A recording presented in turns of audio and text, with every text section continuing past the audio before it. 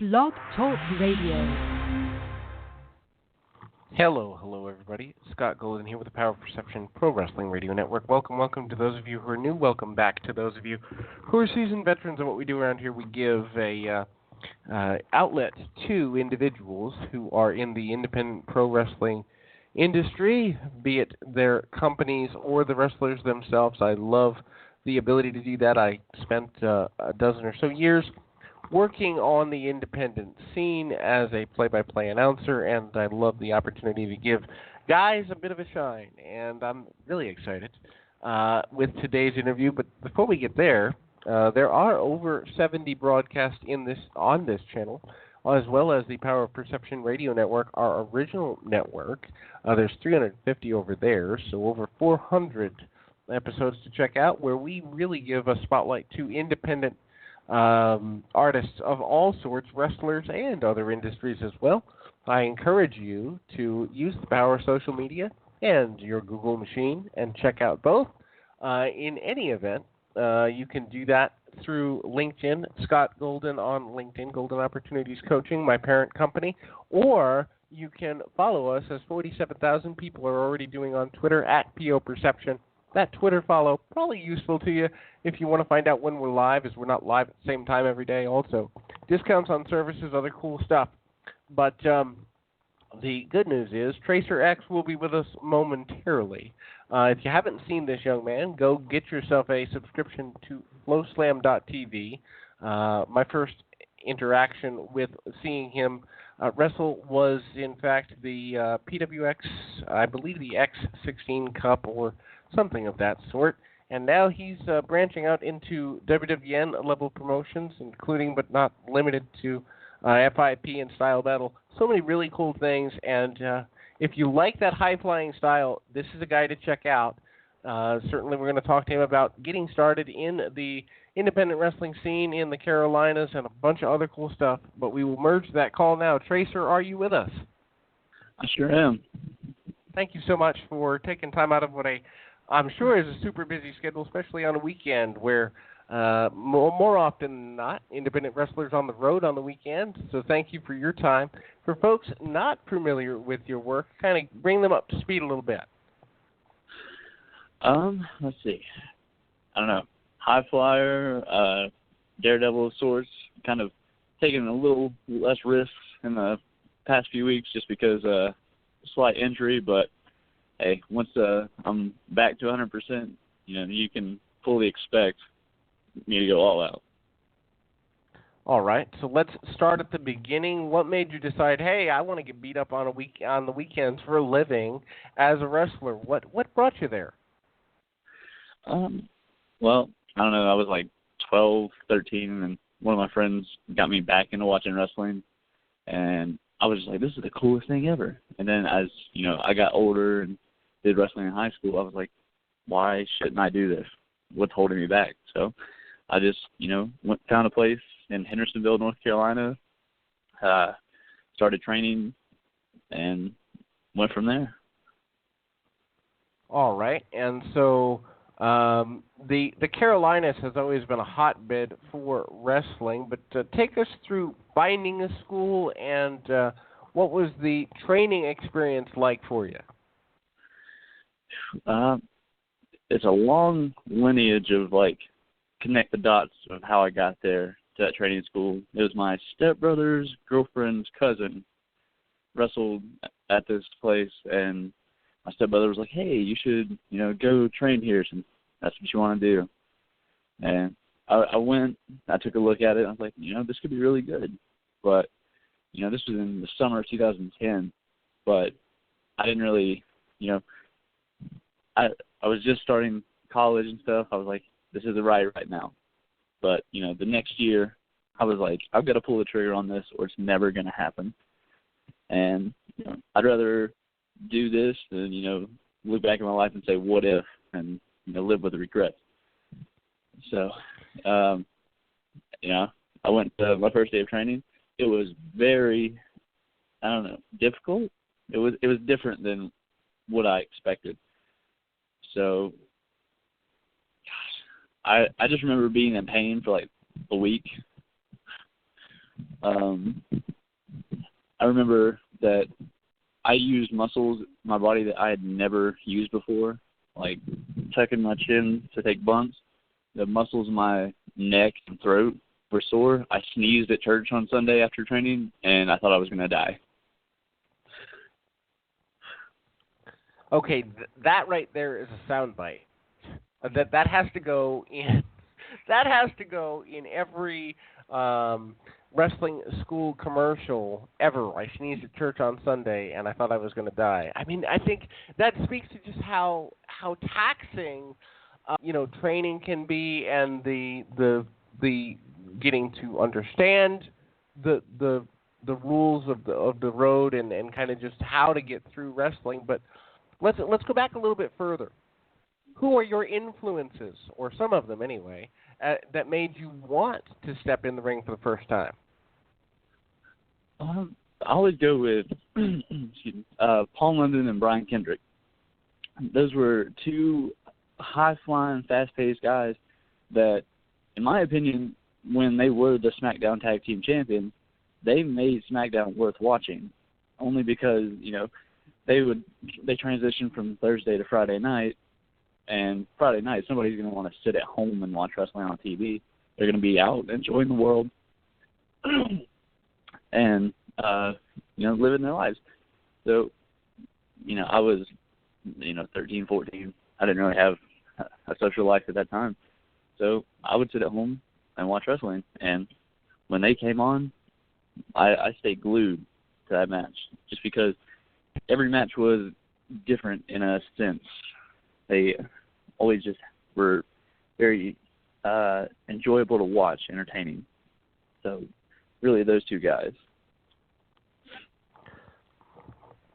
All right. And I certainly am excited by that. And it's interesting because London and Kendrick for your generation is the Rockers for my generation. You know what I mean? Like there's some parallels there between how different things through different generations of wrestling can, in fact, inspire people. Some people are inspired by your Rey Mysterio Jr.'s and generations before. Maybe before Ray Jr. might have been the Dynamite Kid. You're talking about London and Kendrick and the previous generation, the Rockers. So when you started to get into a school and start to put things together, what was the style or the approach that you wanted to bring fans to their feet? Did you kind of cull from multiple wrestlers, cull from multiple styles? What went into the development of the Tracer X character? I looked at, all kinds of different styles that I could have done, but really what, was my calling, I feel was, to be a high flyer, to be a standout cruiserweight. Just because, when I started, I was not a big guy. I was like 125, 130 pounds. Like, I was just like this little string bean kid that everyone could throw around. I mean, everyone can still throw me around, but I'm going to fight a little bit more this time. The high-flying cruiserweight was really what I kind of put my focus into, to where, I'm going to be faster, and, I'll fly through the air to take you down sort of deal.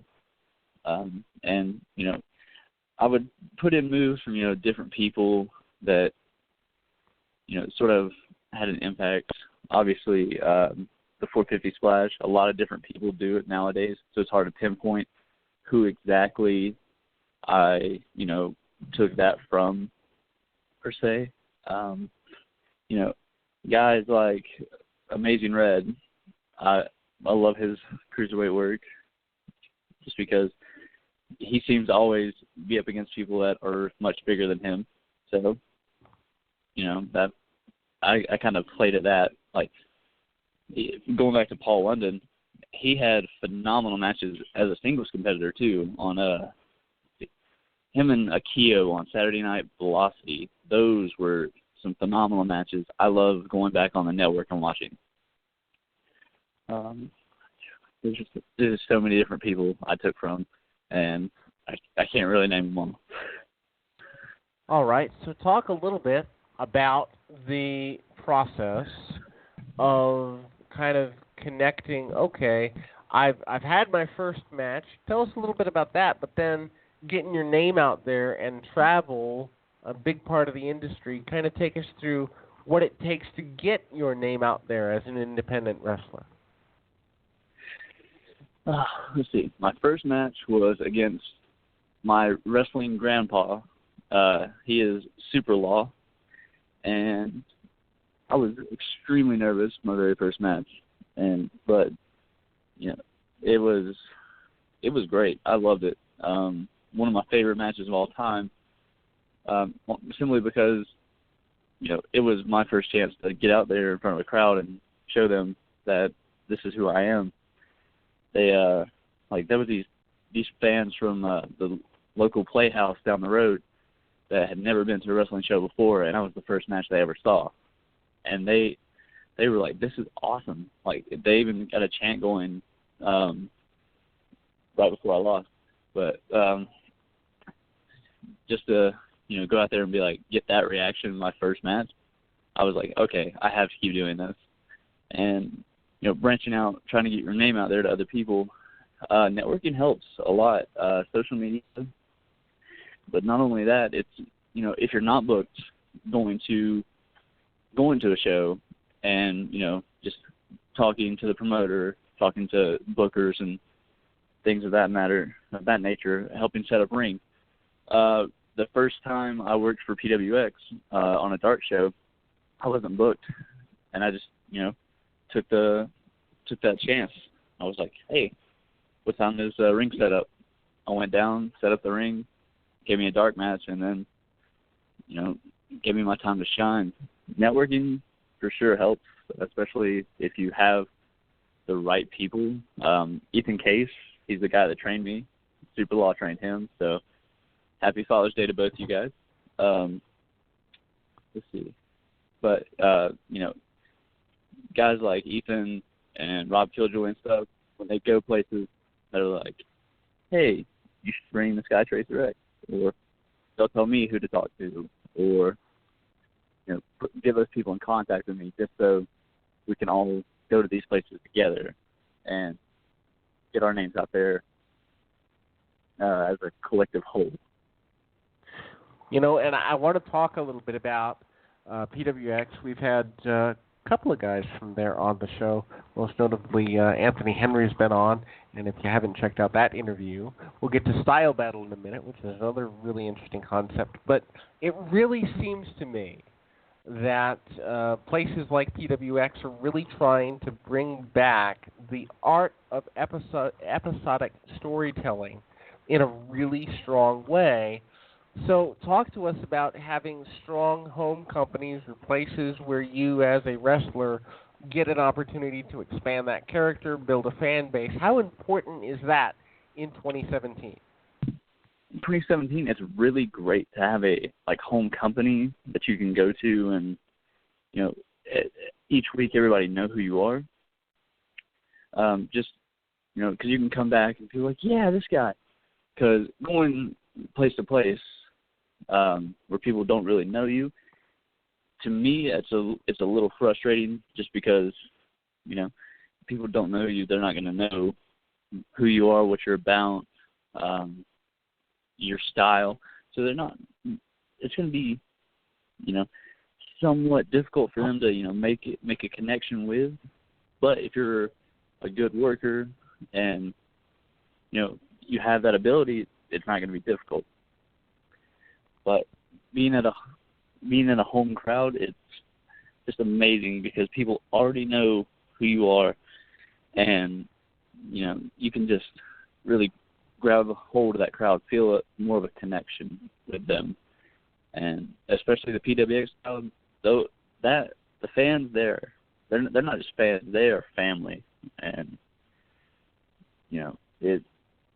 if someone's not there, you kind of feel kind of like distant, kind of like a part of you is missing for that show. It's really interesting. I think the first time I had a chance to see you was on a PWX event, thanks to High Spots Wrestling Network. I love the streaming networks we have now for independence because I think it allows guys and ladies to build brands in ways that never before in the history of wrestling have we been able to see. But kind of take us through, okay, you're in the Carolinas. That's a great place to be if you want to work semi-regularly or regularly, because it seems like that's a really hopping area. But take us through the process of branching out into other promotions outside that region and some of the challenges stylistically with putting yourself in positions in other areas of the country to try to just see, hey, is wrestling in Atlanta different than wrestling in North Carolina? Is Tennessee different than Atlanta? Like, take us through that process. Yeah, definitely in different, states and areas, they're looking for different styles. Went to Alabama the summer of last year, and that show was definitely much different than any other show that I've done. It was a lucha show, and honestly, I still don't know what style the crowd was looking for there, because they were everywhere reaction wise.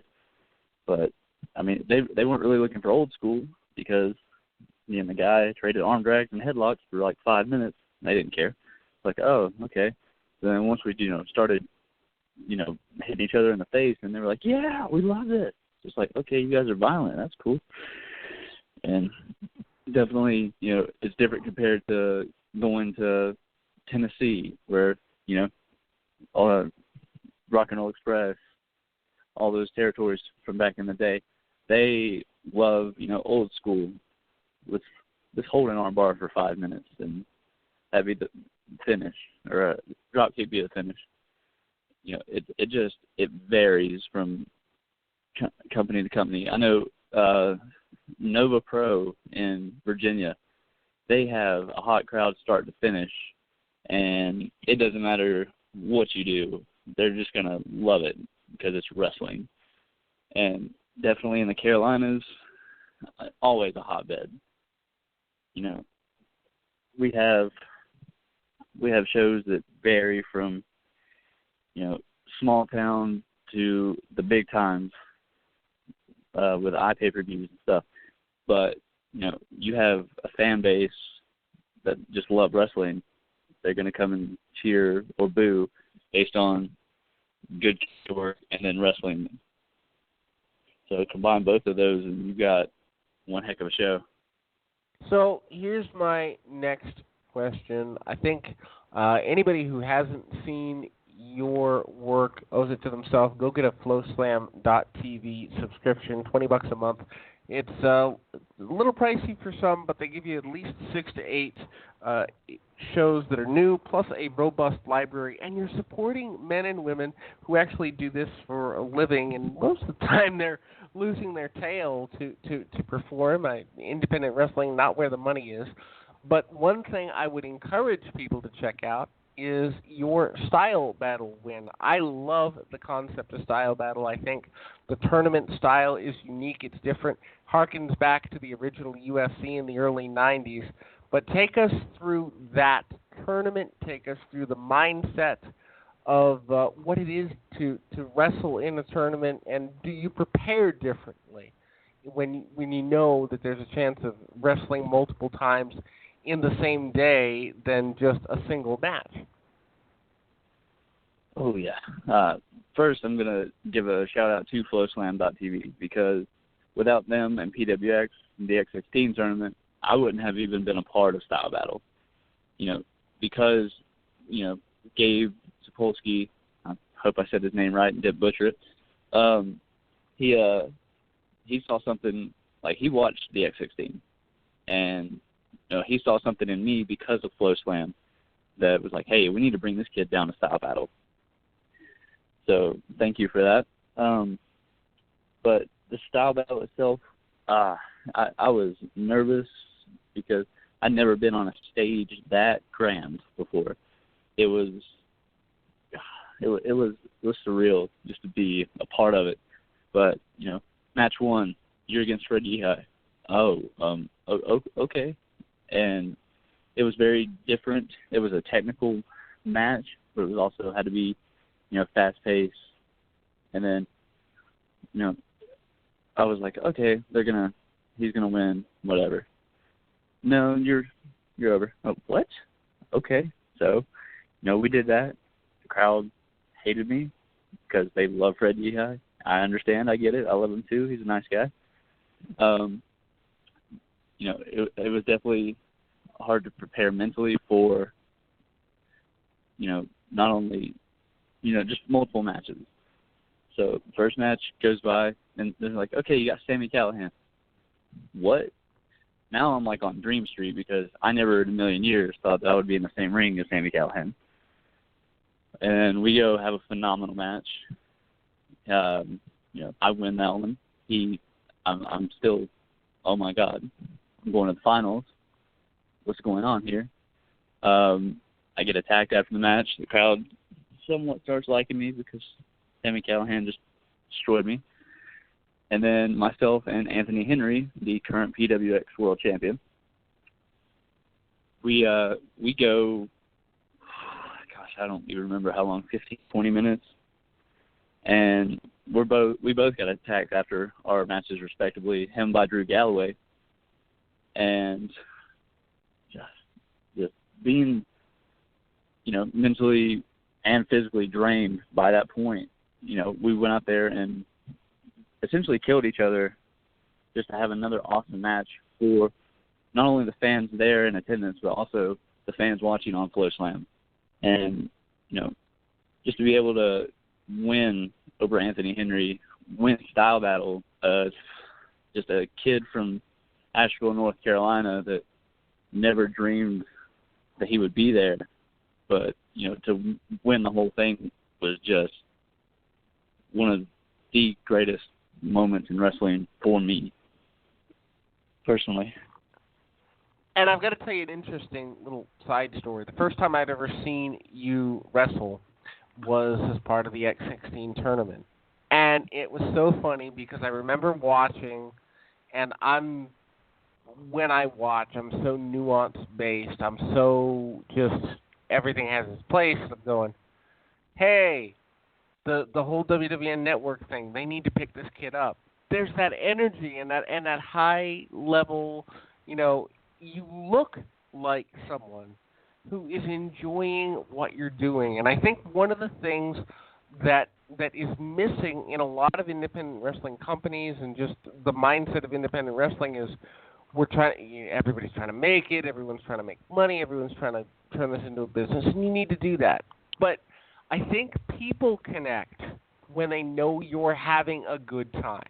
They connect on a third level with you when it's like, hey, he or she really likes wrestling. We can get behind that because we do too.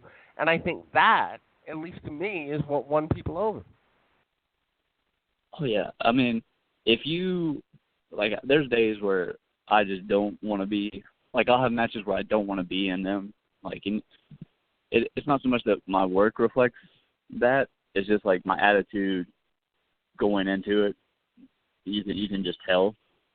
Oh, man, what's wrong with Tracer? He doesn't look happy. I mean, there's some days where, it's like that. But then there's other days where you are absolutely loving life. You're like, yeah, this is amazing. My day is great. Oh, I want to share it with everyone. But, I mean, you got to have that connection, with people because they're going to love wrestling. If you're doing this, you should love it.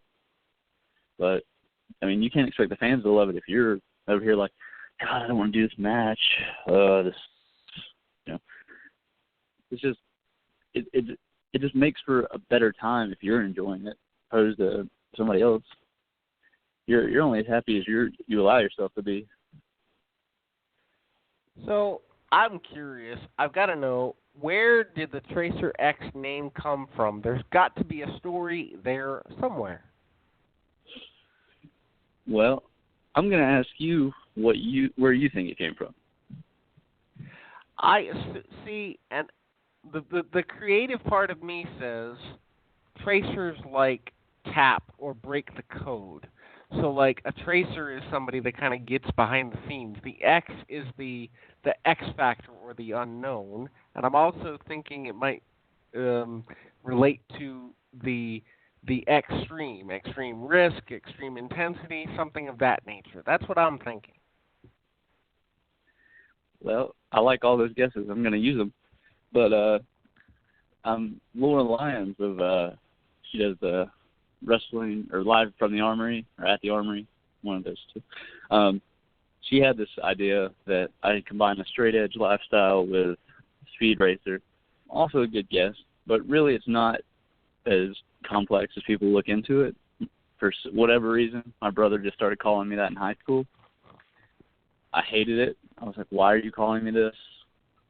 He was like, I don't know. It started happening. And then I was trying to come up with a name for myself, and Ethan Case gave me my first pair of knee pads.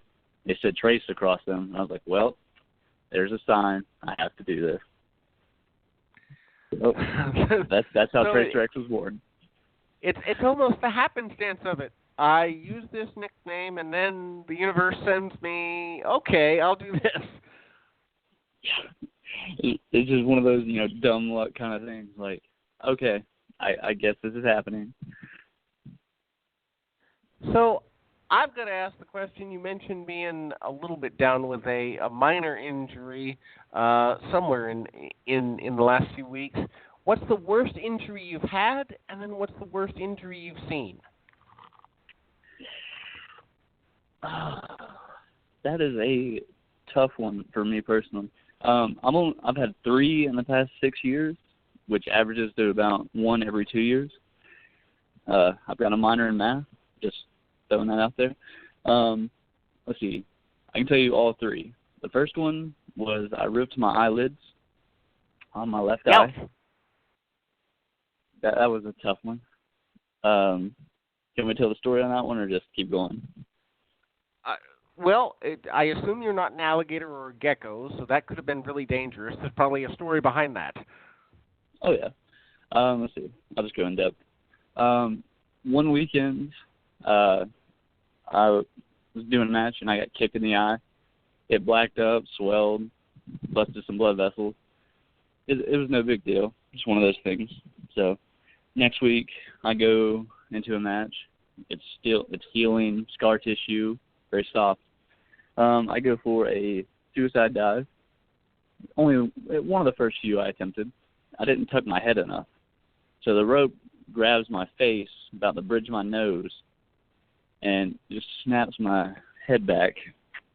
Well, first thing I checked was to be sure that I wasn't paralyzed. So, because it popped every vertebrae in my neck, but it got rid of the crick that I had, so I was pretty happy about that. But I get up, I'm able to walk, but then my eye is on fire. So I look, I put my hand on my eye, and it is covered in blood. So I start freaking out. I don't know the extent of this injury, but I ripped my top eyelid in half, and then my bottom one from the side. Oh. And, yeah, that was probably one of the scariest things of my life. One, because I wasn't sure, did I damage my eyeball?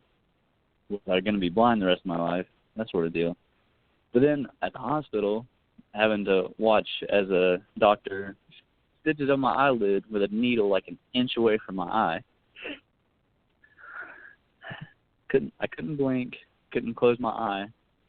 So I just had to sit there and watch and trust this guy's precision in hand. So, yeah, that was a scary one. So you said 3 injuries. That's probably the most memorable for sure, I would think. What are the other 2? Let's see. The second one also happened on a dive. I was doing a flip dive out of the ring, and my opponent at the time was Josh Cutshaw. He was a little further back. I jumped a little short. He did catch me, but kind of like a power bomb on a concrete floor. So impact, my head split, and then, they called. They wouldn't let me get up because they weren't sure if I had a spine injury or not. So people were literally holding me down while I was trying to get up, and I had to wait until EMTs came. And they're like, "All right, we're going to do our intermission now." And then the first song that they play is "Let the Bodies Hit the Floor," a Drowning Pool. And I just started yelling, like, "Change the song." That's one of those only in indie wrestling moments. No one in a national or international company would have ever let that hit the light of day. But in indie wrestling, only somebody in the sound booth at an indie event would think, "Hey, I know what song we can play." And, the EMT tried to make me feel better. Like, "Oh, don't feel bad. I wrecked my car to this song." I was like, "Your body didn't hit the floor. I don't want to hear you talk again." And then my most recent injury was, I was in a triple threat with Ethan Case and Jacob Ryan. It was just one of these freak accidents. Ethan did a move to Jacob where he threw him onto me, and Jacob, one of his elbows hit me in the mouth. And pretty much I did like a lick test to see if my teeth were where they should be, and two of them were not. They were pushed backwards. Luckily, they didn't come out. So that was last month, and we were in South Carolina. And if there's any blood, pretty much the match has like 2 minutes until it has to end. So I just quickly rolled out of the ring and went straight to the back. I was like, "Nope, done here." All right, so we all know that in indie wrestling, we're not in front of 10 or 12,000 people in a major arena. What's the weirdest place you've ever had the pleasure or displeasure of wrestling? That is a tough one. I will have to look back through my calendar just because. Let's see. Maybe the weirdest place that I've had the displeasure was a little rinky-dink, like, flea market-looking building out in the middle of nowhere. It was like one of the first places I ever traveled to. And, like, there was so many people booked on the show. It was ridiculous. I stood on the second rope, and my head was in the rafters. I was like, "Oh, wow, I'm paranoid about doing a 450 here." I still did it. I didn't hit my head, luckily. That definitely, for sure, was interesting. I don't know. There's a couple of different places. Gone to a few places in Tennessee where, they've got like pony rings. They're like a foot off the ground. Like Josh Cutshaw went with me to that show, and he just did a flying back elbow and bruised his ribs. Just freak accident sort of deal. Like, I don't know. There's just been a lot of interesting places that I've gone to. You will appreciate the stories I am about to share. Now, those who have listened to other programs, you can probably skip about 2 minutes ahead, because I've told these before, but I think Tracer will appreciate these. There was a place that we used to do a monthly event where it was a training facility, but it was also a converted barn with no heat. And yes, the brilliance of this was we did shows there in the wintertime. So you can imagine about 30 people huddled in a barn watching wrestling. My other personal favorite was a promoter who said, "Hey, we've got a sponsor." This is when I first became involved, and I was like, "Yay, sponsor, that means money." So we show up to the location, and it is a parking lot. I'm confused. And across the parking lot is a lemonade stand. Yes, we were sponsored by a lemonade stand. Oh, God. The grand total of people showing up at that particular event was 6, 4 of which were across the street, noticed there was something going on in the parking lot, and wandered over. Yes. I'm amazing. sure it was classic, and it was taped by a professional camera crew, so you can imagine how wonderful that looked on public access television. Yes. Amazing. So, what is the furthest that you have traveled thus far in your career? Thus far, probably to Ybor City for, Style Battle and FIP, or to Fairfax, Virginia for Nova Pro.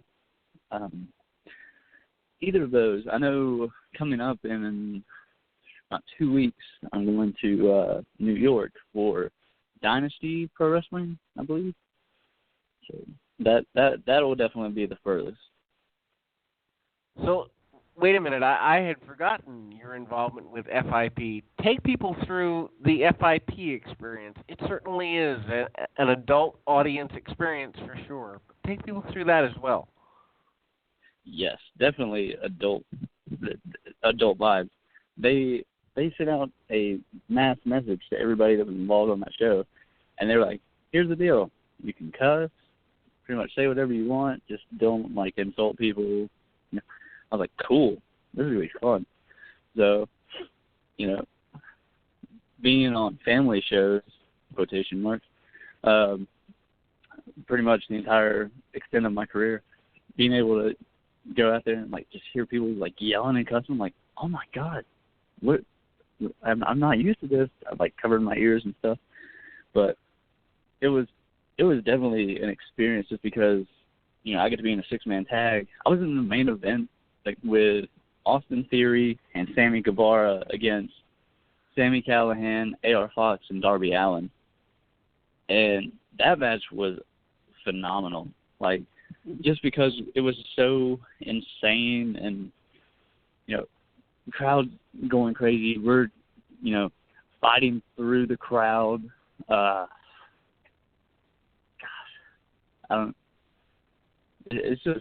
it was an experience for sure, just because we got to have so much fun. Just beating each other up, not even in the ring, just, all around this arena. We were going to do something where I got drug on the bar, down through there onto the floor and stuff, kind of like old westerns when people fight and they drag them down the bar. I kind of wanted that to happen. It didn't, but, there's always next time. Got a thought. Wasn't that the outdoor venue where there's looks like palm trees, or am I remembering another event? I know that there was an FIP event where they had kind of that outdoor palm tree vibe. I'm just trying to remember if that was the one I'm remembering, or if I'm mixing up events here. I believe that was the month before. This one was indoors. I don't remember the name of the place right off, but the show that I was on was indoors. All right. Let's have a little bit of fun now. You can have 2 matches, one with somebody who's passed away, one with somebody who's still here. The goal of both matches is to bring out the best in you. Who do you share a ring with and why? Dang, that's a good question. The person that's alive, I'm going to say Paul London, just because I feel like we would have an awesome match, go back and forth, high flying, and he would definitely bring me to a new level. I would have to step up, honestly, to keep up with him. Oh man, the dead one. I don't know. That's a tough one. Man, when people die, you kind of forget about them. I don't know. I would just say Chris Benoit, just because of he's a very technical grappler. It would be just fun to get in there and go back and forth with him.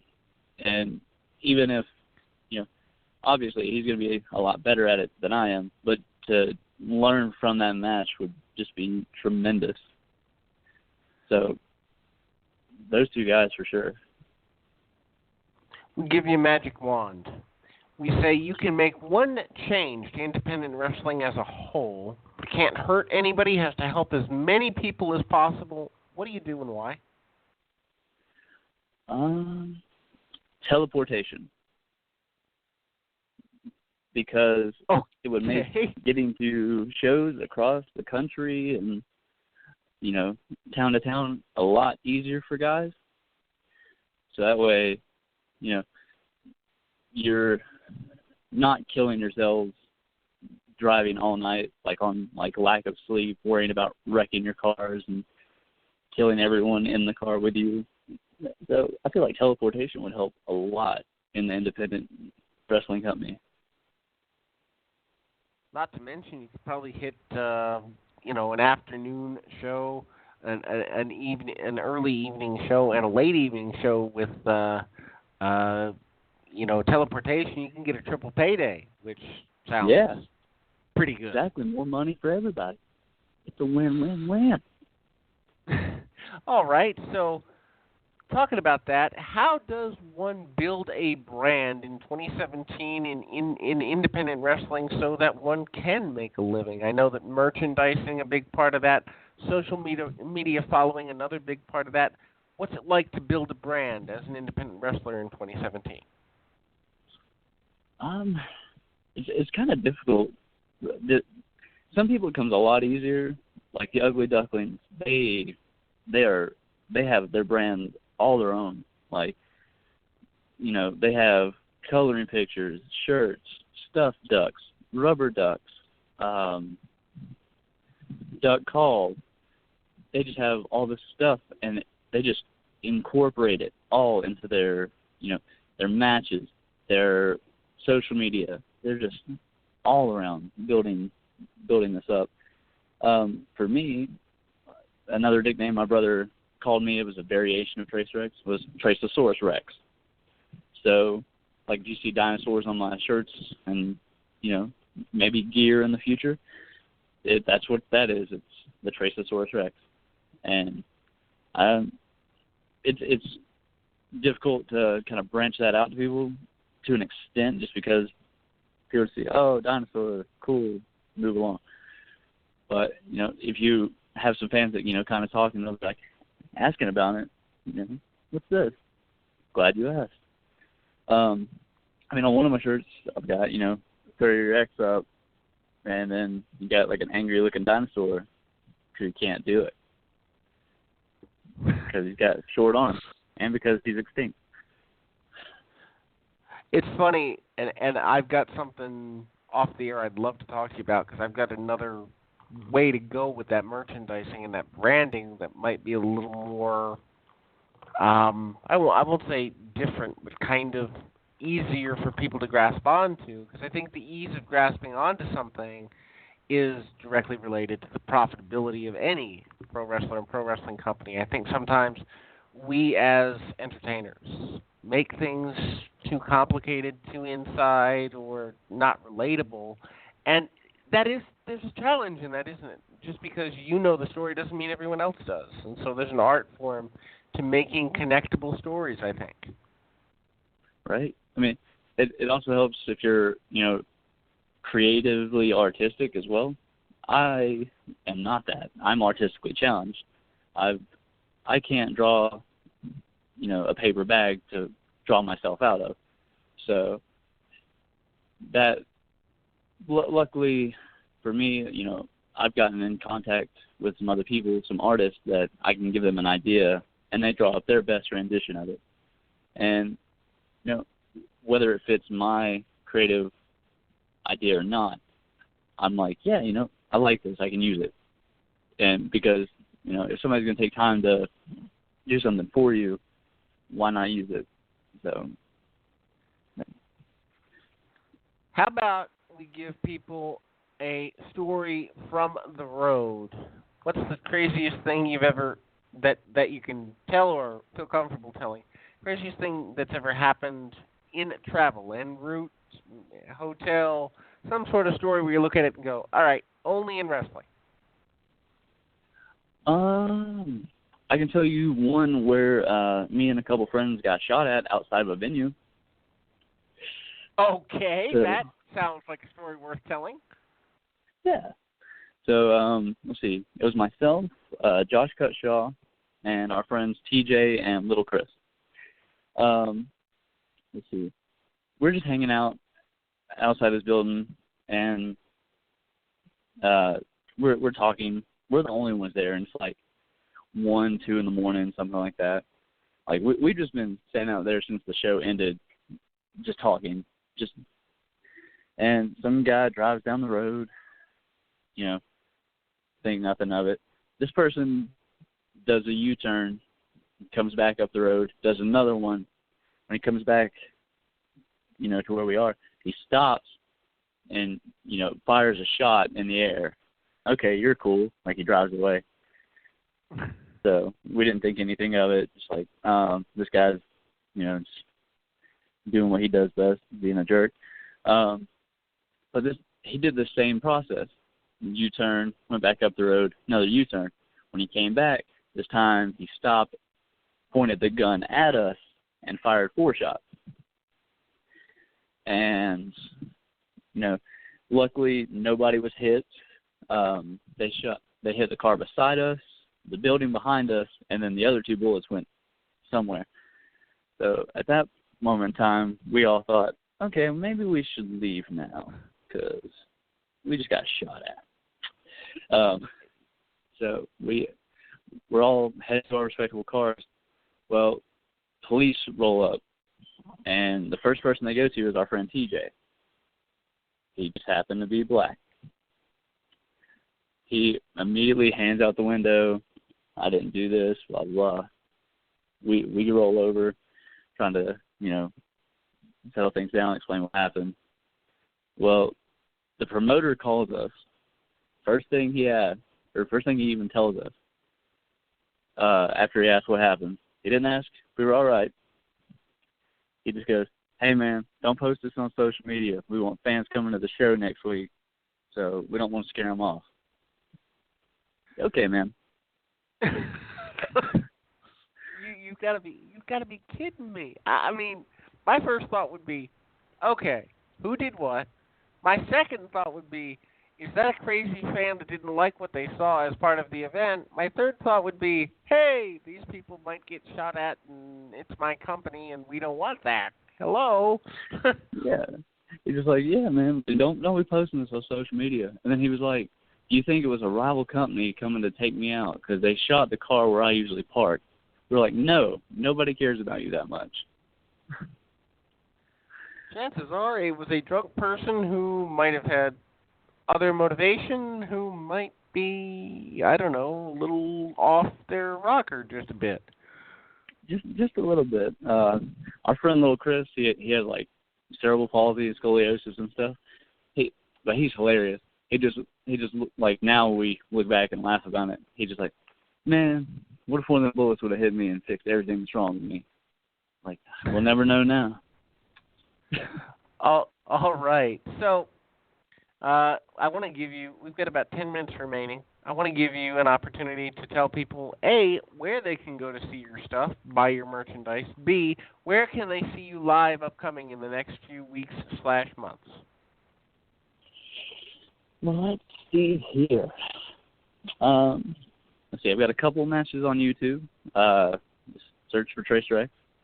Let's see, you can find merch on Facebook, my personal one, Trent Weatherman, Twitter and Instagram, Tracer X with 5 R's before the X. On Facebook at SOS Tees. Let's see, shows in recent weeks. I'm going to be in Allendale, South Carolina, the 24th. July 1st, I'm going to be in New York at Dynasty Pro Wrestling. And July 7th, Palmetto Championship Wrestling in Columbia, South Carolina. And PWX / Evolve in Charlotte on July 8th. That's in North Carolina. Does that mean we might see you on an Evolve main show card? I haven't been told anything exclusively, but I'm not going to rule that out of the realm of possibility. I know that on that card, I'm facing one Jason Kincaid. So that should be a match all its own for you guys to come out and see. Or check out on flowslam.tv. I was going to say, if people that haven't seen Jason Kincaid, another Style Battle veteran and WWN property, that's another guy that I love the character. I love where he's going. And if you haven't seen him, go out of your way to see him. I know it sounds like a Flow Slam shill, and that's not what I mean for it to be. But things like Flow Slam and High Spots TV, Powerbomb TV, this is where the future is. The future isn't on national television, sadly. The future is on these streaming services. Yes.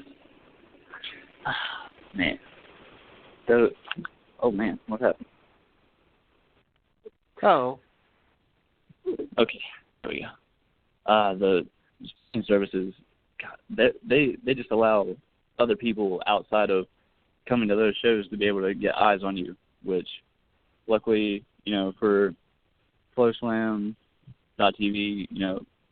covering the X16 tournament and then Style Battle and FIP, if not for those, people wouldn't know who I am, and I'm very, very thankful for that. What's the greatest life lesson that wrestling has taught you that you may not have learned as quickly if you weren't involved in the sport? Definitely to be humble. That's one of the ones, because if you're not, you're gonna make somebody mad. That's going to be a lot bigger than you, and they're gonna teach you that lesson. So definitely don't want to not be humble. That's the biggest one, really. Just be respectful of everybody, and honestly, still some people don't realize this. Don't steal from people. That's a lesson you should learn early in life. But come on, guys. There's got to be a backstory there somewhere. I assume that something was pilfered from you or someone you know, and it didn't end well. It didn't really end well. Just everything, like, just a couple people's bags have been gone through, and like headphones have been taken, just stuff like that. It's really just petty and inconvenient for people. Just don't be stupid and take people's stuff. Come on, like, if you don't have what they have, that's okay. Just, you should never look into other people's cups and say, I don't have what they have. You should just be sure that their cup is full enough. Either that or go out and make sure that you make something someone else would want. Build your own, right? Right, exactly. All right, so one final question, then we'll give you another shot at plugs. We've got about 5 minutes remaining. So let's suppose you can go back in time and be, two-part question. Go back in time and be in attendance at any historic wrestling event. Where do you go and why? And you can take yourself as a wrestler back in time into the territories or an earlier time in the sport where you feel you would fit best. Where do you go and why? Okay, first one, I would go to WrestleMania 21 just so I could see Shawn Michaels and Kurt Angle live, because that is one of my favorite matches in all of the WrestleManias, because they killed it. Like, going back and watching past WrestleManias, like, I watched that one to get ready for a ladder match, and that was amazing. Let's see. If I could take the wrestler me to another back in time. That is another excellent question. I would take myself back to, 2003, 2004, any of the SmackDowns, like any of those that had the Cruiserweight division back then, because I feel like I could have really thrived there. I had some amazing matches just because back then the Cruiserweight division was great. You had Paul London, Shannon Moore, Matt Hardy, and Little Guido of the FBI. There were just so many great people. Rey Mysterio. Just so many different people to learn from and build and hone your skills from. And, even Billy Kidman. Gosh, there was just so much great Cruiserweight talent that I could have been thrown in with then. But even the Cruiserweights now, yes, all of those guys. All right.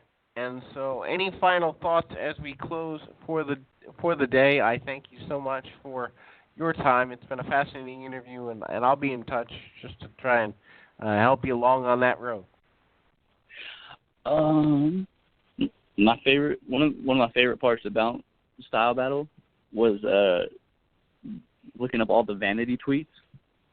Anthony Henry taught me about that. Like, go to Twitter, type in not your handle, but just like your name, and see what people are saying about you that didn't tag you. And two of my favorite tweets from that night. One of them said Roman Reigns just won the Royal Rumble. They compared me to Roman Reigns and Style Battle to Royal Rumble. I love that one. That one was hilarious. But then the other one that was like a kind of negative one, but the positive one is somebody said that I looked like I had been that I was a Duke basketball player that had been sitting on the bench for 4 years and was just now getting my time to shine. I was like, I will take that. I'm going to print that out, frame it, and hang it on my wall. Love that tweet. And I remember, and I know I got to tie this up, but I remember watching when you got attacked in between the rounds, and there was a moment right before then where you did an